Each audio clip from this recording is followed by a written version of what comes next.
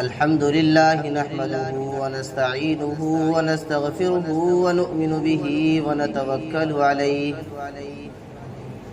ونعوذ بالله من شرور أنفسنا ومن سيئات أعمالنا من يهده الله فلا مضل له ومن يضلله فلا هادي له ونشهد أن لا إله إلا الله وحده لا شريك له ونشهد أن سيدنا ومولانا محمدا عبده ورسوله أرسله بالحق بشيرا ونذيرا وداعيا إلى الله بإذنه وسراجا منيرا أما بعد فأعوذ بالله من الشيطان الرجيم بسم الله الرحمن الرحيم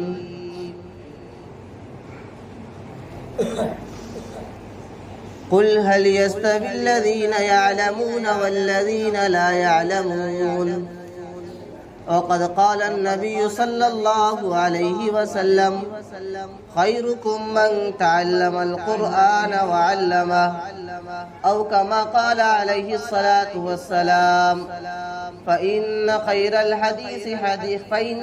الحديث كتاب الله وخير الهدي هدي محمد صلى الله عليه وسلم وشر الأمور محدثاتها وكل محدثة بدعة وكل بدعة ضلالة وكل ضلالة في النار أو كما قال عليه الصلاة والسلام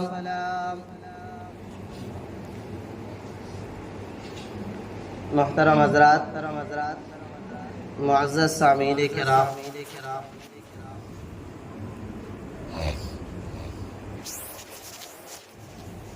اللہ رب العالمین کا بے انتہا فضل اور کرم ہوا کہ اللہ رب العالمین نے ہم سبوں کو نماز جمعہ دوگانہ ادا کرنے کی غرض سے مسجد تک آنے کی توفیق و رفیق عطا فرمائی۔ دعا کرے اللہ تبارک و تعالی ہم سبوں کو اسی طریقے سے پنجگانہ نمازوں کی پابندی کرنے کی توفیق و رفیق عطا فرمائے۔ آگے جو جگہ خالی ہے ان کو پر کر لیں، اگلے صف میں آ جائیں اور صفوں کو پر کر کے بیٹھنے کا اہتمام کریں۔ میرے عزیز بھائیوں،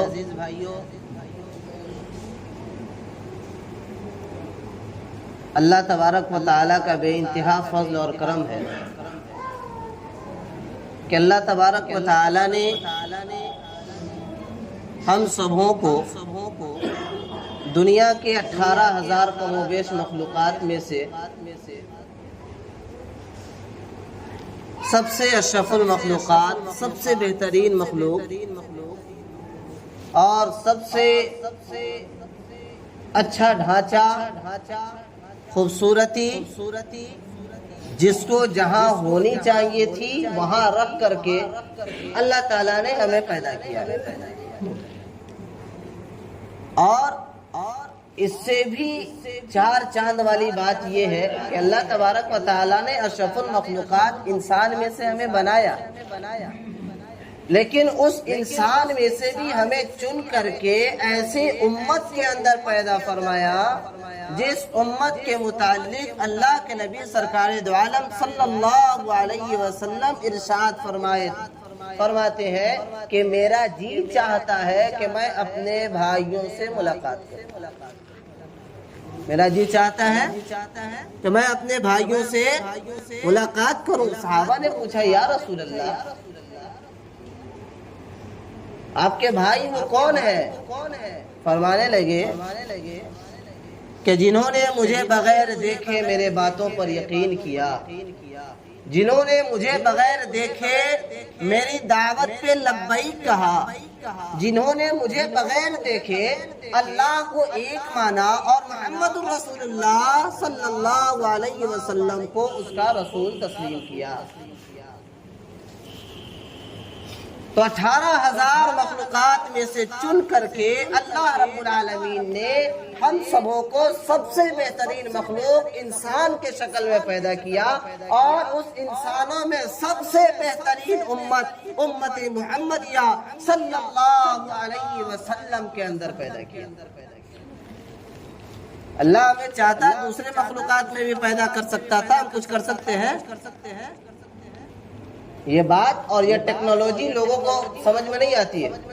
بہت سارے لوگوں کا یہ اپنا عقیدہ ہے، ایمان ہے، اور ان کا ذہن ہے، اور خاص طور سے جو لوگ دین سے وابستہ نہیں ہے،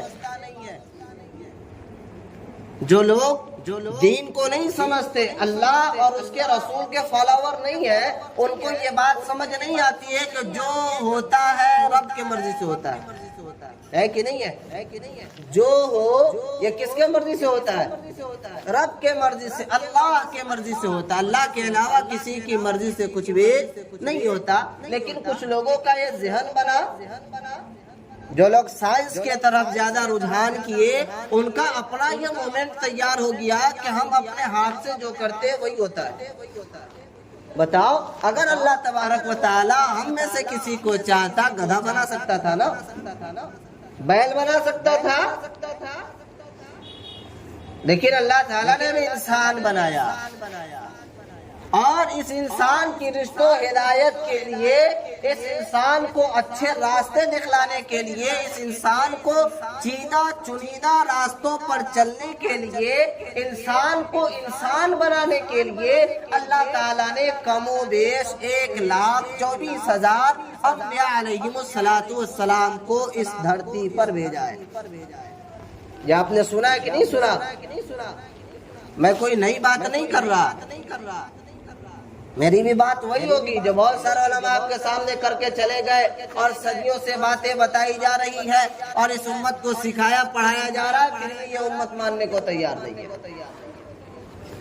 میری بھی بات وہی ہے، کم و بیش 1,24,000 انبیاء علیہم السلام اس دھرتی پر اوترت ہوئے، بھیجے گئے، اس لیے کہ وہ انسانوں کو انسان بنائیں۔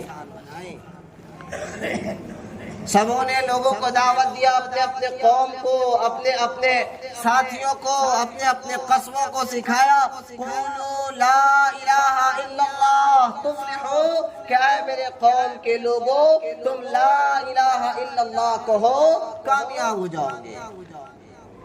یہ الگ بات ہے کہ ہر دور کے جتنے بھی انبیاء آئے، ان میں سے بہت سارے انبیاء کو یہ فضیلت ملی کہ اللہ تبارک و تعالیٰ نے ان کے اپنے نام کے ساتھ، اپنے کلمے کے ساتھ، ان کے اپنے توحید کے ساتھ ان کی رسالت کا اعلان کیا۔ جیسے لا الہ الا اللہ موسیٰ کلیم اللہ، نبی آخر الزمان محمد الرسول اللہ صلی اللہ علیہ وسلم کے آنے کے بعد نبوت کا دروازہ بند ہوا، اور اللہ کے نبی نے اعلان کیا، قولوا لا الہ الا اللہ تفلحوا وانا محمد الرسول اللہ، کہ لوگو تم اس کائنات میں رہ کر کے کامیابی، کامرانی، رشد و ہدایت کا راستہ اپنانا چاہتے ہو، تم کو چاہیے کہ تم اس بات کا اقرار کرو، اور وہ اقرار اپنے زبان سے بھی ہو اور دل کے اندر بھی ہو۔ ایمان کا جڑ ہے نا، اور ایمان کی جو بنیاد ہے، آمنت باللہ کما ہوا باسمائہ وصفاتہ وقبلت جمیع احکامہ، اقرار باللسان وتصدیق بالقلب۔ ایمان کا جڑ ہے کہ اللہ ہم ایمان لاتے ہیں، آمنت باللہ کما ہوا باسمائہ، آپ کے تمام صفات پر، آپ کے تمام اسماء پر، وَقَبِلْتُ جَمِيعَ أَحْكَامِهِ، اور ہم آپ کے تمام احکام کو مانتے ہیں، قبول کرتے ہیں، تسلیم کرتے ہیں، وہ میرے من کے مطابق ہو یا میرے من سے ہٹ کر ہو، اس سے کوئی سروکار نہیں ہے کہ نہیں ہے؟ ایمان اسی کا نام ہے نا، کہ اللہ نے جو کہا اس کو ہم نے مانا، اب وہ میرے مرضی کی ہے، پھر بھی میرے سمجھ میں آیا، پھر بھی میرے سمجھ میں نہ آیا، پھر بھی وقبلت جميع احکامہ اقرار باللسان وتصدیق بالقلب، صاف کہا کہ اس کا اقرار زبان کے ذریعے بھی ہو اور اس کا اقرار دل کے اندر بھی ہو۔ منافقانہ چال، منافقانہ صفت نہیں چلے گی، جس کو ہمارے دیہاتوں کے اندر یہ مقولہ رائج ہے، منہ میں رام رام بغل میں چھڑی۔ زبان سے ہم نے اقرار کیا، زبان سے کہا کہ ہم مسلمان ہیں، لیکن ہمارے اعمال کتنے % مسلمان والے ہیں؟ سوال یہ بنتا ہے کہ احمد، بکر، عمر، سلمان، حسین اور سجاد، نعیم، نعیم نام رکھ کر کے مسلمان آدمی ہو جاتا ہے؟ مسلمان ہونے کے لیے ضروری ہے اقرار باللسان کے ساتھ ساتھ تصدیق بالقلب۔ اب ہم اپنے آپ کو رب کے سامنے جھکا دے، یہ ہمارا ایمان ہے، یہ ہمارا ایمان ہے۔ ہمارا عالم یہ بنا ہے کہ جو باتیں ہمیں سمجھ میں آتی ہے ان باتوں کو ہم لے لیتے ہیں، اور جو باتیں ہمارے سمجھ سے بالاتر ہے اس سے ہمارا کوئی لینا دینا نہیں۔ جو باتیں ہمارے منفعت کی ہے اسلام کے اندر اس کو ہم نے لے لیا، اور جو باتیں ہماری سمجھ سے باہر ہیں حالانکہ وہ چیزیں ہمارے فائدے کی ہے لیکن ہمارے سمجھ میں نہیں ہے، ہم کو اس سے کوئی مطلب نہیں، کوئی سروکار نہیں۔ اللہ تبارک و تعالیٰ نے فرمایا کہ قل هل يستوي الذين يعلمون والذين لا يعلمون، اس کائنات کے اندر بسنے والے لوگوں سے آپ ذرا سوال کریں میرے رسول، آپ ذرا ان سے پوچھیں کہ تمہارے درمیان پڑھے لکھے لوگ اور ان پڑھ لوگ، کیا مطلب؟ پڑھے لکھے لوگ جنہوں نے اللہ اور اللہ کے رسول پیارے محمد صلی اللہ علیہ وسلم کے تعلیمات کو حاصل کیا ہے وہ، اور جنہوں نے ان کو فراموش کیا وہ، دونوں برابر ہو سکتے ہیں؟ جس طریقے سے رات اور دن کو برابر نہیں کیا جا سکتا، اجالا اور اندھیرا کو ایک جگہ جمع نہیں کیا جا سکتا، اسی طریقے سے ایک عالم دین اور ایک غیر عالم دین کو ایک جگہ جمع نہیں کیا جا سکتا، ایک جگہ جمع نہیں کیا جا سکتا۔ اس عالم کے شان میں نبی پاک صلی اللہ علیہ وسلم نے ارشاد فرمایا العلماء ورثۃ الانبیاء، کہ اس کائنات کے اندر وہ علماء جنہوں نے اللہ اور اس کے رسول کے پیغام کو حاصل کیا ہے اور لوگوں تک پہنچانے کا بیڑا اٹھایا ہے، اور جنہوں نے اپنے 17 سال 18 سال 25 سال کی جوانی کو مدرسے کے چہار دیواری کے اندر قید و بند کر کے اللہ اور اس کے رسول کے تعلیمات کو حاصل کر کے اور امت کے درمیان پھیل کر تمہارے درمیان آ کر کے 5000 7000 بلکہ بہت سارے کم تعداد کے اندر ایسے اور ایسے خدمات پیش کر کے تمہیں دین پہنچانے کی کوشش کیا ہے، یہ علماء انبیاء کے وارث ہیں۔ کس کے وارث ہیں؟ انبیاء کے وارث ہیں، نبی کی جمع انبیاء۔ بتاؤ اس کائنات کے اندر کوئی باپ اگر اس دنیا سے جاتا ہے، کوئی رشتہ دار اب اس دنیا سے جاتا ہے، کوئی جوان جاتا ہے، کوئی بوڑھا جاتا ہے، کوئی بچہ جاتا ہے، کوئی امیر جاتا ہے، کوئی غریب جاتا ہے، ہر شخص اس دنیا کو چھوڑ کر کے جاتا ہے، لیکن ہر شخص کے جانے کے بعد اس کی وراثت چھوٹتی ہے۔ چھوٹتی ہے کہ نہیں چھوٹتی؟ بولے بھائی، ہمارے جانے کے بعد میرا جو مال ہوگا، میرا جو دولت ہوگی اور میرے جو بھی اشیاء ہوں گے وہ ہمارے بچوں کے لیے وراثت ہوگا نا۔ اور ایک انسان کی حقیقت ہی کیا ہے؟ کسی مفکر نے کہا تھا کہ اس انسان کی ابتدا اذان سے ہے اور اس انسان کی انتہا نماز کے سلام پر ہے۔ اس ابتدا اور انتہا پر ہم اتنے مغرور، اتنے گھمنڈ، اتنے تکبر، اتنے جاہو جلال، اتنے حشم و نشم دکھاتے ہیں کہ ایک دوسرے کے باغی بن جاتے ہیں۔ ہماری پیدائش کے وقت کسی مؤذن کو بلا کر، کسی امام کو بلا کر، کسی مولوی صاحب کو بلا کر کے اور ہم نے اذان کہوائے، دائیں کان میں بائیں کان میں اقامت کہوائے تھے نا۔ یہاں سے ہماری زندگی کی ابتدا ہوئی، اور جب ہماری آنکھیں بند ہوئی ہمارے عزیز و اقارب اٹھا کر کے 4 کندھوں پر ایک جنازے گاہ تک کے لے گئے۔ وہاں لے جانے کے بعد نے امام نے اللہ اکبر 4 تکبیریں کہیں اور چوتھی تکبیر میں السلام علیکم کہا، تمہارا چیپٹر بند، اب یہاں سے تمہارے لیے کچھ نہیں ہوگا۔ ہے کہ نہیں ہے؟ زندگی کی ہمدردی یہی ہے نا، زندگی کا ساتھ یہی تک ہے نا۔ ایک باپ اپنے بیٹے کے لیے بہت کچھ کرتا ہے، لیکن اگر باپ کا انتقال ہو جائے بتاؤ اس بیٹے کا ساتھ کہاں تک ہوگا؟ عجیب بات تو یہ ہے کہ بیٹا اگر نمازی نہیں ہے، عالم نہیں ہے اور دین کا جانکار نہیں ہے تو قبر میں اتارنے کے لیے بھی جلدی نہیں اترتا ہے کہ نہیں ہے؟ بتاؤ اگر میں غلط کہہ رہا ہوں تو۔ قبر میں اتارنے کے لیے اگر میرا بیٹا جانکار نہیں ہے، آپ کے لاش کو ہاتھ نہیں لگائے گا کہ اس کے اندر ہو سکتا ہے کہیں ہم بھی دفن نہ کر دیے جائیں۔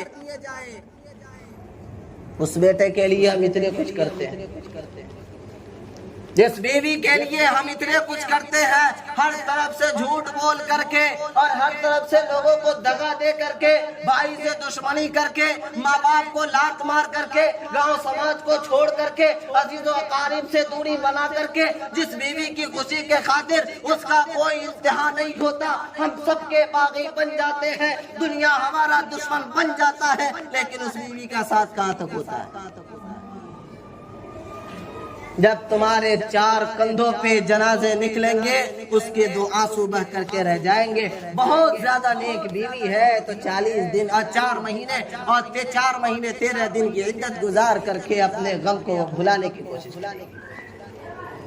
یہی ہے نا زندگی کی حقیقت، اس سے زیادہ کچھ ہے نہیں ہے۔ میرے عزیزوں، میں جو بات کہنے کی کوشش کر رہا ہوں، اللہ کے نبی سرکار دو عالم صلی اللہ علیہ وسلم نے فرمایا العلماء ورثۃ الانبیاء۔ اس کائنات کے اندر انبیاء کے وارث یہ علماء ہے، انبیاء کے وارث یہ قرآن کے پڑھنے والے ہیں، انبیاء کے وارث یہ حدیث کو سمجھنے والے ہیں، انبیاء کے وارث یہ رسول اللہ کے پیغام کو عام کرنے والے ہیں۔ آگے بڑھ کر کے میرے نبی نے فرمایا، کہ خیرکم من تعلم القرآن وعلمہ، کہ اس دھرتی کے اوپر سب سے بہترین شخص وہ ہے جس نے قرآن کو سیکھا اور سکھایا۔ سب سے بہترین شخص وہ ہے۔ آج ہمارا عالم یہ ہے کہ ہم نے علماء کی قدر کو اس طریقے سے ملیا میٹ کیا، اپنے علماء کی قدر کو اس طریقے سے ملیا میٹ کیا کہ ہمارے سماج میں کوئی مولوی بننا تسلیم نہیں کرتا۔ یہ دکھ ہے دل کا جس کو ہر کوئی بیان نہیں کرتا۔ میری عادت ہے میں جس ممبر پہ بیٹھتا ہوں میں ان باتوں سے گریز نہیں کرتا کہ کل ہو کر کے کوئی کھڑے ہو کر کے یہ کہے کہ مولوی صاحب آپ اپنے فیور میں بات کر کے چلے گئے۔ میں اپنے فیور میں بات نہیں کرتا، بلکہ میں امت کو اس بات سے آگاہ کرنے کی کوشش کرتا ہوں کہ یہ امت جس راہ روی کو اختیار کیا ہے، یہ امت جس راستے کو اختیار کیا ہے، اس سے خطرہ ہے، اس سے خدشہ ہے کہ کل ہو کر کے ہمارے محلے کے اندر کوئی قرآن پڑھنے والا دکھائی نہ دے۔ تمہارے باپ کے انتقال پر، تمہارے دادے نانے اور عزیز و اقارب کے انتقال پر، تیجا 40واں اور چہلم کے موقع پر اور برسی کے موقع پر قرآن کریم کی تلاوت کرنے والے باڑے پر تو چاہیے، لیکن اپنے گھروں کے اندر قرآن پڑھنے کی تعلیم نہیں دیتے ہو۔ بتاؤ اگر میں غلط کہہ رہا ہوں۔ किसी हजरत के बारे में पता चल जाए कि फला साहब चल कर के आ रहे हैं, बहुत बड़े पीर है, बड़ी अल्लाह वाले हैं, बड़े नेक है, लोग उनके पास जा कर के हाथे मिलाएंगे, अस्सलाम वालेकुम हाथ पकड़ के चूमेंगे, हजरत दुआ की दरखास्त है, हजरत दुआ की दरखास्त है, हजरत मेरे कमाई के अंदर बरकत नहीं हो रही, बड़ी परेशानी है, आप दुआ फरमा दे। मेरे नबी ने फरमाया, मेरे नबी ने फरमाया, मेरे नबी ने फरमाया कि इस कायनात से जाने के बाद, इस धरती से मिटने के बाद और मनो मिट्टी के अंदर तुम्हारे दफन होने के बाद अगर कोई चीज काम आती है तो वो काम आने वाली चीज सिर्फ 3 चीज है, सिर्फ 3 चीज है। कभी हमने गौर किया, कभी हमने सोचा? सिर्फ 3 चीज है। उनमें से एक चीज ये है कि आदमी अपनी औलाद को नेक बनाए, अपनी औलाद को साले बनाए। इंसान अगर किसी पीर से हम दुआ के लिए कहे, उसके दुआ के कबूल होने की गारंटी नहीं है। हम मेंबर पे बैठे, जरूरी थोड़ी है कि हम बहुत बड़े अच्छे आलिम हो गए और बहुत अच्छे आदमी, हमारे सारे अमाल अच्छे होंगे, नहीं है। लेकिन अगर कोई बेटा, कोई औलाद अगर अपने वालिदैन के हक में अगर वो इरादा ना करे, हम मौलवी साहब है, आप उनको कहेंगे कि थोड़ा सा दुआ कर दीजिए, हम दिल में इरादा करेंगे फला साहब की तकलीफ अल्लाह ताला दूर कर दे। लेकिन अगर बेटा कोई अपने बाप के लिए इरादा नहीं भी करता है, अल्लाह का नाम लेता है, उसके अमाल में से उसका बदला अल्लाह ताला उसके बगैर इरादे के उसके वालिदैन तक पहुंचाते हैं, बगैर इरादे के। ये वाजिब सिला है। कोई इरादा नहीं बेटे का कि आज मैं अपने अब्बे के लिए और 2 हाथ उठा करके दुआ मांगूं, आप उनकी मगफिरत करें। नहीं, वो अपने लिए दुआ मांगता है, जमाने के लिए दुआ मांगता है, दुनिया वालों के लिए दुआ मांगता है, उसके वालिदैन के हिस्से, उसके वालिदैन के हिस्से उनके अंदर खुद ब खुद इंक्लूड हो जाता है। अल्लाह ताला उसको उसका अजर अता फरमाते हैं। ये जरूरी नहीं है कि वो नाम लेकर के दुआ करे। ये एक आलिम की इज्जत है, एक आलिम का मकाम है। और आज तो माफ कीजिएगा, इतने बड़े और इतने बुरे दिन आ चुके हैं उलमा के लिए, एक आलिम की हैसियत क्या बनी है लोगों के सामने। ये हमें कहते हुए भी शर्म आती है कि अगर कोई मेंबर पर कोई आलिम दीन खड़े होकर के और कोई बात अल्लाह व रसूल की कर रहा है, कोई अल्लाह व रसूल का पैगाम सुना रहा है और 5 मिनट अगर देर हो जाए, लोग बीच से खड़े होकर के मौलवी साहब टाइम हुई तो नहीं है। अल्लाह का जिक्र उन लोगों के लिए फायदा पहुंचाता है जिनके दिलों के अंदर अल्लाह के लिए जरा सा भी ईमान बाकी है, जरा सा भी ईमान बाकी है। आज हमारे दिलों से हमारे उलमा की इज्जत निकल गई। और असल कहने की बात यह है कि मेरे अजीजों, हम अपने तरफ अपने घर के अंदर कुरान की तालीम को मजबूत करें, अपने घर के अंदर कुरान की तालीम को मजबूत करें। अपने अजीज व अकारिब में अगर कोई मदारिस के पढ़ने वाले तलबा है, उनका आप इज्जत करें, एहतराम करें, अदब करें। ये तो उमूमी बात है कि लोग शिकायत करते फिरते हैं। हमारे सामने हम कहीं इमामत कर रहे थे, वहाँ पे लोग ये कहने लगे कि फला साहब का बेटा देखिए पढ़ता है, मदरसा से आता है और आकर के बस लूल हो जाता है, यहाँ करके नमाज वगैरह किसी का भी कुछ ठिकाना नहीं है। मैंने कहा कि आपके बच्चे से फिर भी वो बेहतर है, आपके बच्चे से फिर भी वो बेहतर है। हम तो अपने अजीजों अकारिब में जो हमारे बच्चे पढ़ रहे हैं उनकी कमी को तो तलाश करते हैं, लेकिन कभी उनके अंदर इस्लाह करने की कोशिश किया हमने?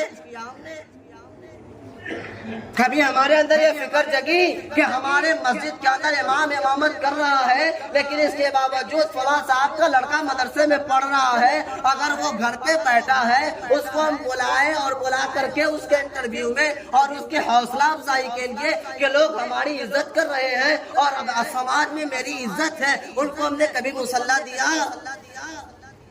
कि बेटा तुम मदारिस के पढ़ने वाले हो, हमारी इमामत तो करके दिखाओ? होता कि नहीं होता? उसके हौसले बुलंद होते, उसके जज्बे बुलंद होते कि ना गांव में लोग हमारी इज्जत करते हैं। कल अगर वो क्रिकेट खेलने वाला भी होता तो कहता ना अब नहीं जाएंगे, मौलवी साहब होगा कि नहीं होगा? लेकिन मामला तो यहाँ उल्टा है। कोई बच्चा आया, सलाम अलैकुम चाचा, वालेकुम सलाम, ठीक बारे ہو گیا، یہی سے اس کی بے عزتی شروع۔ اگر وہ سلام کیا ہے آپ ان کو حافظ صاحب بھی تو بول سکتے تھے، مولانا صاحب بھی تو بولتے تھے، آپ کی عزت میں کمی نہیں آتی، آپ کی عزت کے اندر اللہ کی قسم بڑھوتری ہو جاتی کہ آپ کے محلے کے اندر ایک نیا عالم جنم لیا ہے، ایک نیا حافظ جنم لیا ہے۔ لیکن آپ نے تو وہیں پہ اس بیچارے کا لل کر دیا۔ اب وہ بیچارہ مسجد کے اندر بھی آنے والا ہوتا تو سوچتا کہ چچا حسن کے ایک مدرسہ میں پڑھا لے، سنیما چلا کرکٹ کھیل کے آتے ہے کہ نہیں ہے؟ بچہ چلا جاتا ہے۔ اور اسی طریقے سے ہمارے سماج سے علم دین کے پڑھنے والے ختم ہوتے جا رہے ہیں، اور یہ اسکولوں کے اندر جو نظام ہے، اللہ اس کے لیے بہت سارے اوقات چاہیے، اور یہ کم عمر کی زندگی اللہ کا فضل ہے۔ میں نے دورہ لگایا ہے اور میں نے مدارس کے علم کے حاصل کرنے کے بعد اللہ نے اس غربت کے اندر مجھے جتنا وقت دیا ہے، میں نے ان کی گردشوں کے اندر پھرنے کی کوشش کیا ہے۔ اللہ کی قسم، اللہ کی قسم، ایک عالم دین جس طریقے سے دنیا کو سمجھ سکتا ہے دوسرا کوئی نہیں سمجھ سکتا۔